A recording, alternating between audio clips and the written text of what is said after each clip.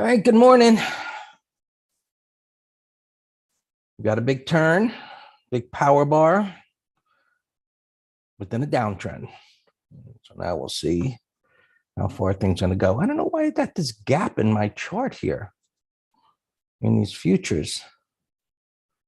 Something wrong with these signals. Does anybody else have that? Good morning, Fabio. Good morning. Good morning, everybody. What the hell is with this gap? Maybe my internet connection. I don't know.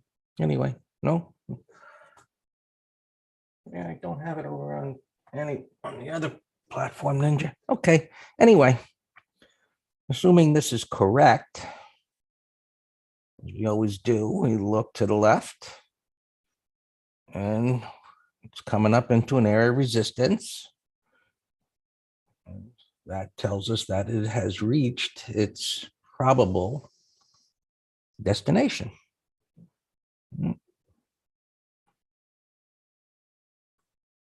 Just looking at the size of it, we've got several hours there, which is these overlapping, this bar right here.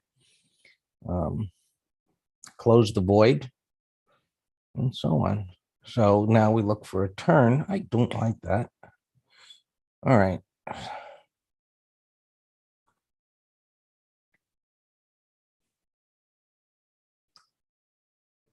So where will it, what will happen now? Right? That's what we all want to know. What's going to happen now? Well, it took out the low. That's what we thought would happen. Came down into this area, right? Yeah, we thought between, well, at the futures, any of the SPX between 42 and 4,100. You know, we just looked to the left. There was nothing magical. No proprietary blah blah indicators and hidden numbers and all of that stuff. It just came down to where probable turn was, and you know, the old saying that you hear once in a while: sell the rumor, buy the news. And okay, the war started and buyers stepped up. So now we'll just see for a turn that happens here. And what I'd love to see, what I wanted to see, it didn't happen, was, the continued move down where our internals came down through this lower band. And I was surprised yesterday that, down, in the open in the morning, that there weren't, and even intraday, that there weren't higher put call numbers. So look, we can kind of say this is, I hate to say kind of say, because no, we want black and white. So it is in the lower bands, and this is, below minus 100. And I guess, it is,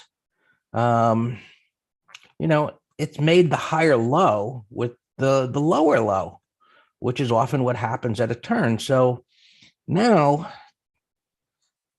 the ideal scenario is, I don't know that we'll get a complete retest of this, but what we'd like to see is some kind of price action that spends, today, the beginning of next week, consolidating a bit, some kind of scary, dumps to the downside that looks like it's going to keep going to lower, that builds a little support area here rather than a one-day reversal. That's a big power bar, of course. But what we'd like to see, and this, of course, is weeks, but something like this, or, it's just a pattern. So I'm showing you different variations of what could happen on a daily time frame, meaning a few bars, a poke to the downside, a recovery, whatever, bar by bar analysis that shows a little bit of hesitation, let's say, to go higher, and attempts to go lower, where we see that institutions step up to the plate again, even if it's a red bar. We get a down day. Let's say today's a down day, right? Just for, theoretical. And then Monday's an up day, so buying the dip. We see some kind of a transition from one day to the next, and we get a little more confirmation. And, the psychology behind that, right? All patterns are about the psychology, about what others are thinking, and what are they actually doing. is that this is getting away from this immediate move to the downside. Did we get that for the virus break? Well, let's take a look. We'll go to SPX and we'll take a look. We can do it here. I have to do it over here. SPX.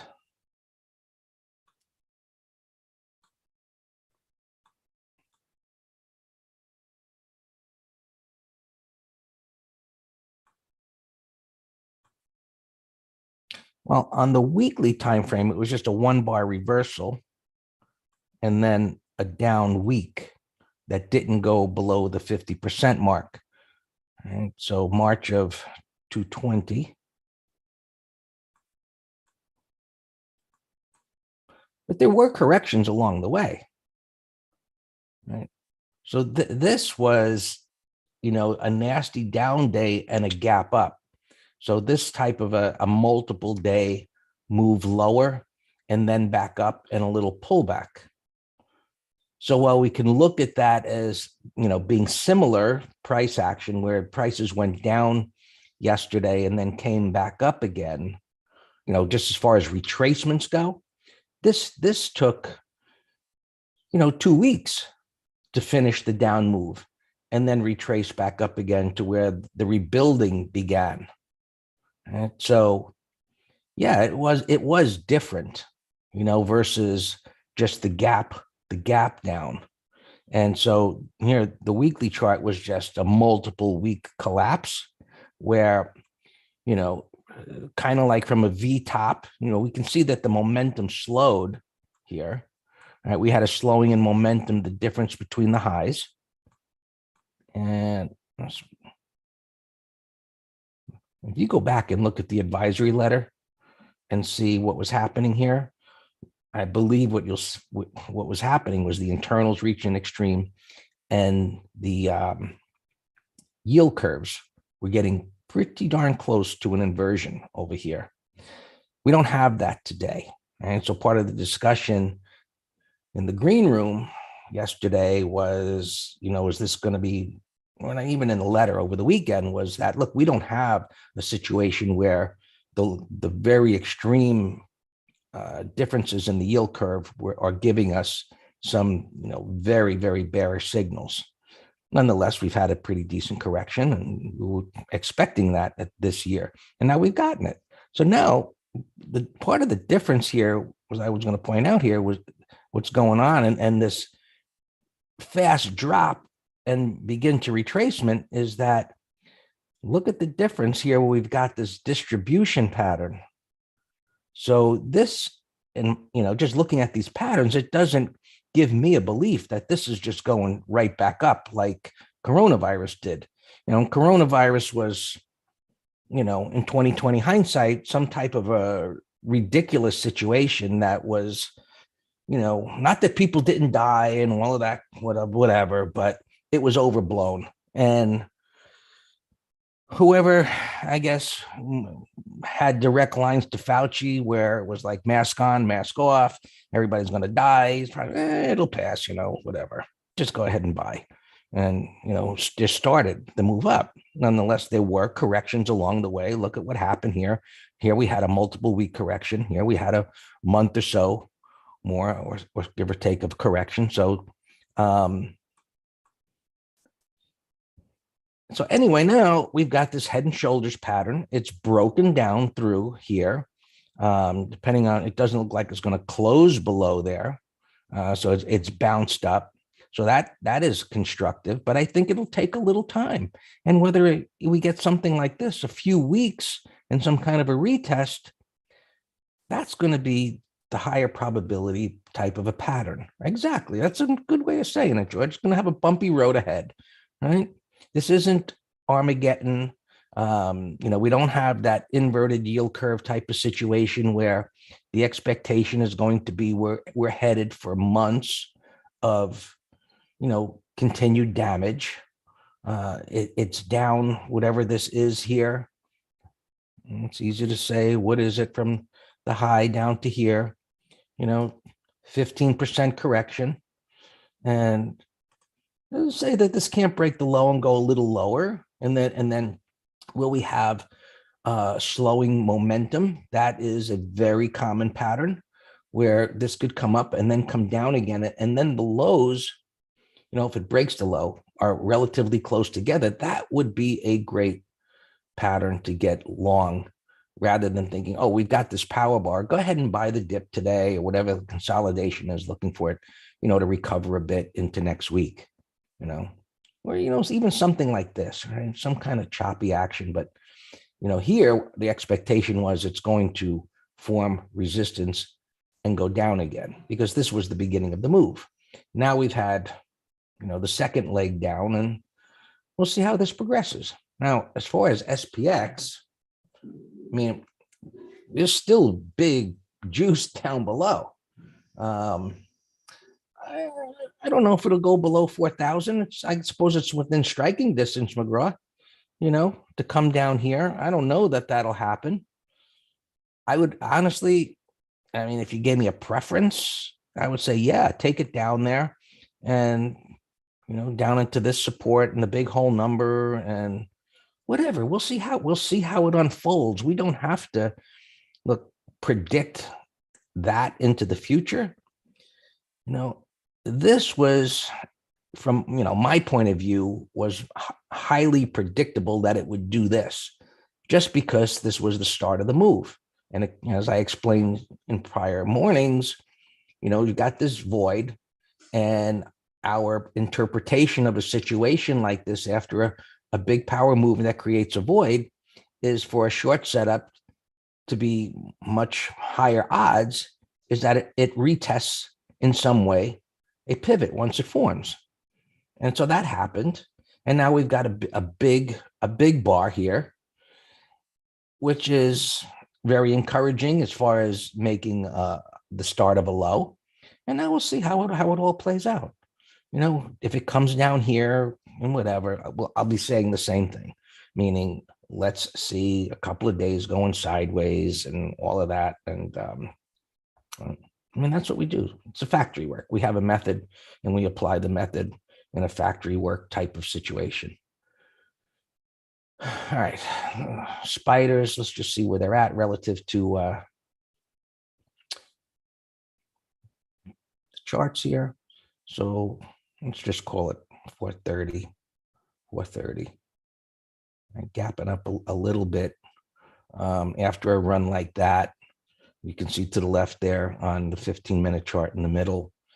I think that's like a sucker gap, to buy that. You're going to get, blindsided thinking, this is going to follow through. Because why? Because you've got a straight up run and it's gapping up into resistance. We don't do that. Right? And even if it can go a little bit higher, the probability is that it's going to roll back over again, just because of profit taking and a normal type of price action. This is still a downtrend, right?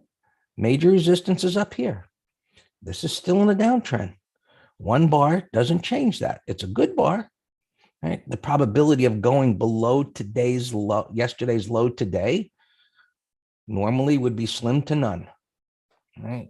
Not unless Putin fires a missile at the White House, something catastrophic like that.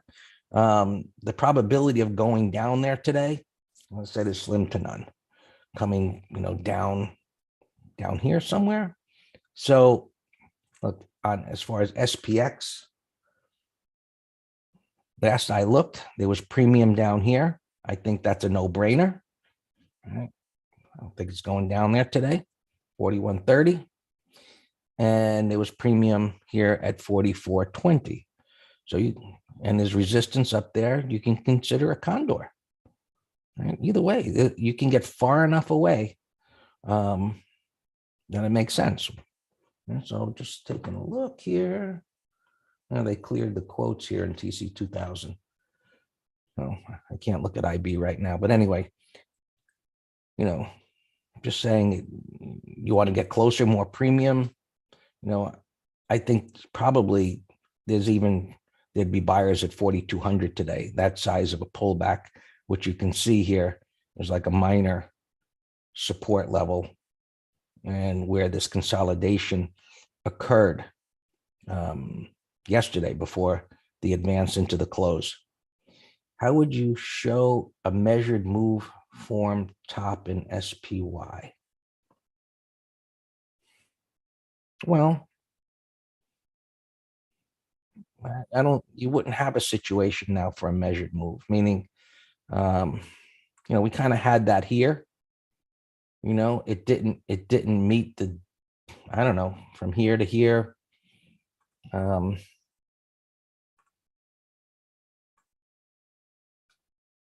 That's about 10%. And then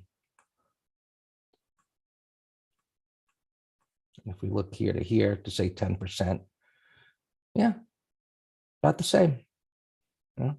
So that leg down and that leg down was, as far as where it went down to at the low of the day, yeah, about the same.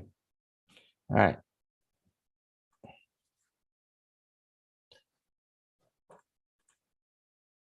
Now, this was the strongest. It was the weakest going down. It was the strongest yesterday. It's already up at resistance, and it's the one that'll probably, to some degree, on a relative basis, suffer more so, I think, today, since, it traveled further. And look at the size of this void. Let me look at the cues here. I don't know. It's with the futures there. 344. Obviously right in here. And, a straight up move, where is somebody going to buy a pullback? There isn't much underneath here. This little cluster right there, which is, you can see the overnight information, but, maybe down here, we'll see how it pulls back today. But as far as the factory work goes, ideally it stays in the upper half of this bar here. And 430, 330. That's right. Yeah. So that would be the most ideal place if it was to pull back into there. And the Dow, right, looks the least potent, but it is a bottoming tail bar. And it was the weakest all day until the end, where it's like, okay, what can't, what hasn't gone up, go by that and see if it plays catch up. But look at this big topping pattern in the Dow. You can't look at any of this from a point of view of, what was going on here. It's different now. All right, let's, I've talked too much. All right, got a nice little retest, but got a trading range going on. Bitcoin, trading range. Oil, popped up to 100, probably seen the end of that move. And these all came down as the market turned in transports. Trading range beginning now. Look, at least it held here. So we'll see what happens over the coming days. All yours, Dan.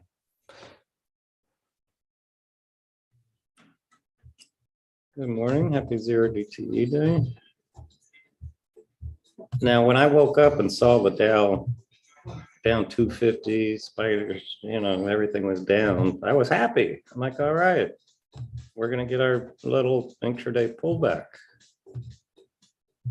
Because with this end of day rally, there's nothing we can do. The new long positions or even zero DTE put spreads are going to be a whole lot more difficult in light of this.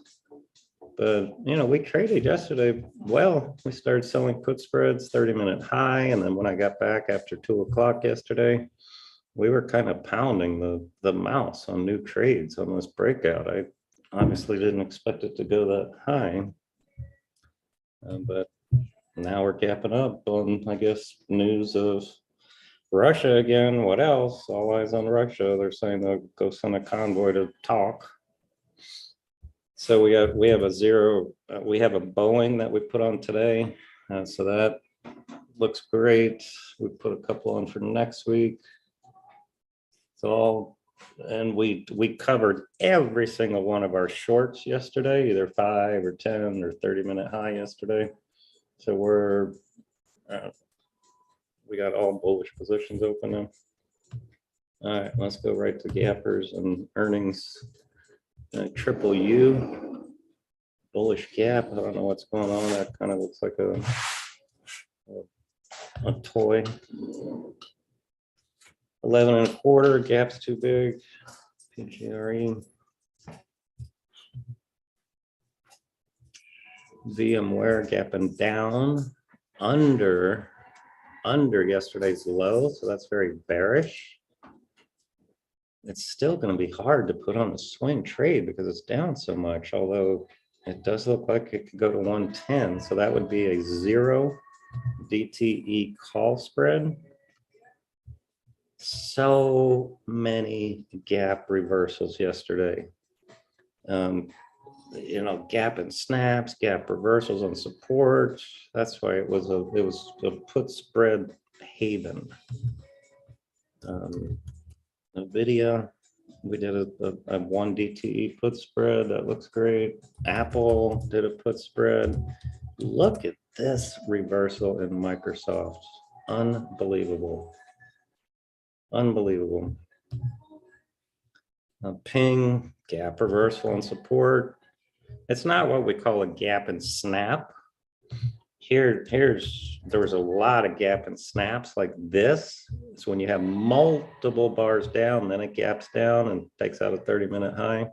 So we sold, I think naked puts on that.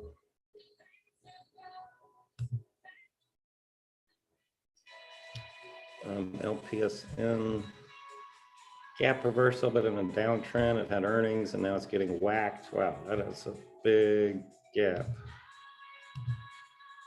Wow, this thing was $70. Looks like it's gapping all-time lows here. So let's see, it's an ugly gap, but you know, sometimes things are just down so much. I want to see what they do. Like lemonade yesterday was a gap and snap. This band was a possible gap and snap. Closing at the low. There's still no buyers here, but you know what? It's down so much. It's cut in half in a week and a half. I'm going to keep it on my list. The odds are staggering that it will give us a tradable balance soon. I don't know when.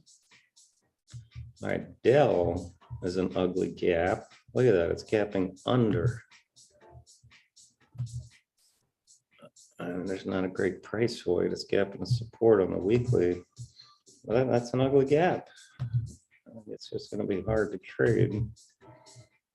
Law, bullish engulfing on support. That could be a put spread. That's earnings. I can't tell where it's gapping. Alarm, gap reversal.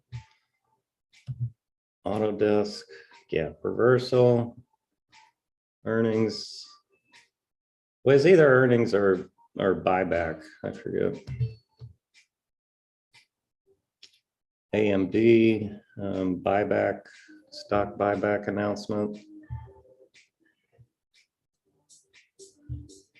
Yep, Beyond Meat had earnings, it's getting whacked, but that's, you know, it's the same problem. It's a nasty gap, but it's so far from the 20. Like, I don't know what to do with this. I need more information. Fitch, but I'll put it in a window. Beyond. Fitch, yeah, it's a big gap. I mean, just do the rough math in your head, Emmanuel. 460 divided by 15. That's gapping up 30, you know, almost 30%. It's huge. Square gap reversal. Kind of a small inverse head and shoulders here on the 15. And there were just so many amazing kind of late day breakouts. The market got in a party mode. It's a big gap. So again, I need more information. Always look at his cousin. I mentioned to Greg yesterday, this could be the start of something here. It's a Climo daily, weekly, monthly with a gap reversal. So let's keep an eye on PayPal along with Square. And you know, MasterCards in that. Let's look at that gap reversal. Zulu Sierra. Yep. Let's say that one I like for a call spread because it's closer to resistance. 223, so it's gapping under yesterday's low. Yeah, I'm gonna put that in the window. That's ugly.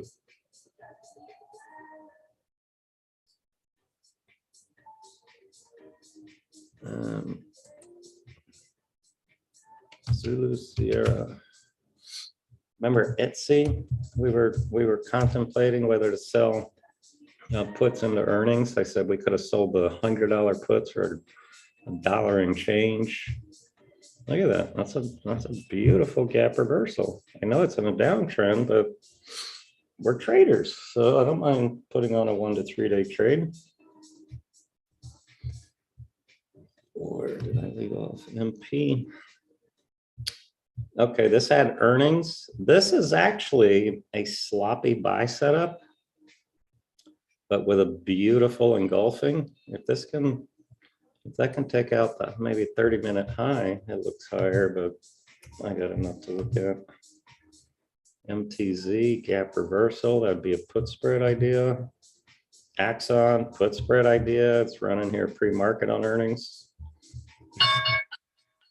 Still so many put ideas, but I'm not doing them unless I get a pullback. Russell, I didn't see it. I'm busy here looking at my morning thing, but go ahead and ask me again. UHS gap reversal on support and a rising 2050 gapped up. Put spread idea on a pullback. That looks good. MDRX here I have. All right, this looks fantastic. MDRX.